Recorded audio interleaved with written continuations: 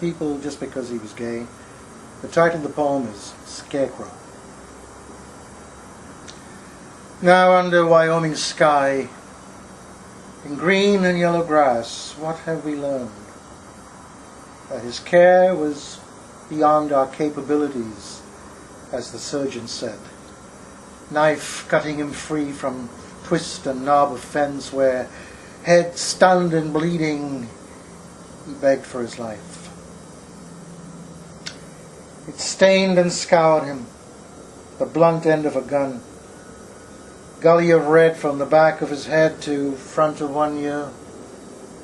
Blood everywhere, except where tears ran. He was in the wrong place in Laramie at the wrong time, so the good folk explained. One killer an Eagle Scout, another a sweet Mormon, who gave the world a picture nobody wants in his head. A human scarecrow, exposed to vapors in the chill of night. Stars crystal in a liquefaction of dark. His spirit prayed to pine trees in a snowy range, wind extreme and woe and dread. His thin body grieving through its hypothermia, posing one restless question: who will own this crime? Now, under Wyoming sky, in green and yellow grass, his memory stretches across pebbles and the strength of fields and fences, leaves room for the world to be a mouth and say, we won't grow children who taunt a scarecrow, stuff pain into him like straw, peck mockery on his meager frame. We won't grow children, panic in their eyes, who crucify with meticulous hate. This poem is based on a historical fact. A discovery by an English photojournalist of thousands of Armenian bodies in a clay hill in Magadha above the Syrian desert. And this fact, or this discovery, was corroborated by the very famous English journalist and historian Robert Fisk, who wrote about it in one of his books. And the only change really is that the car keys were used by him, but by another Armenian who took him to that site. And the poem is called A Journalist Discovers a Lost Tribe.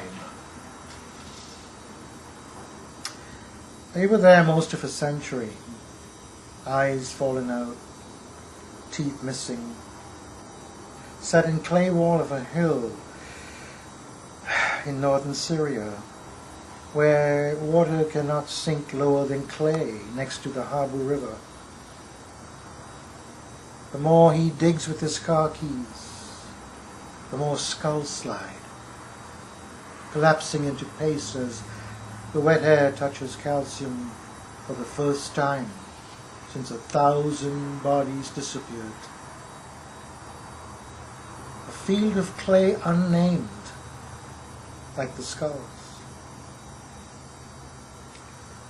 A lost tribe, overtaken and now silent the rest of time, like the terracotta army of a Chinese emperor. But these are no soldiers in the hillside by the river, trapped by sects of fanatical belief. They are white scars, remnants of a human image.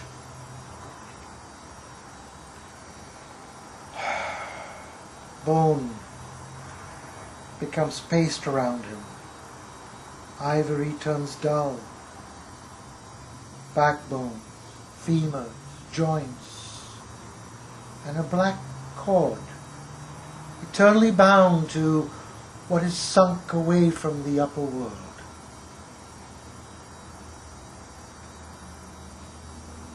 Eye sockets staring at him as the sky turns cold blue. black holes where sight should be, covered with clay for most of a century over those faces. His fingers probe for amulets, rings, shreds of cloth, some handwriting of their lives and intimate selves. Clay is the book of these dead that lie among broken stones, profaned yet innocent, in a still hillside. He stands and draws a deep breath,